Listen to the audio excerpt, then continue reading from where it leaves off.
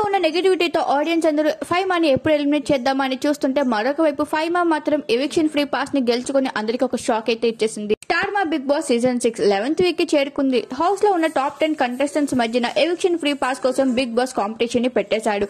Eviction free pass కోసం prize money నుంచి 80,000 ఖర్చు చేసి ఎవిక్షన్ ఫ్రీ పాస్ కోసం ఆడాల్సి ఉంటుంది. అదే విధంగా బజర్ రౌండ్ ఉంటుంది. ఫస్ట్ రౌండ్ లో బజర్ ని నొక్కిన ఫైమా సెకండ్ రౌండ్ కి వెళ్తుంది.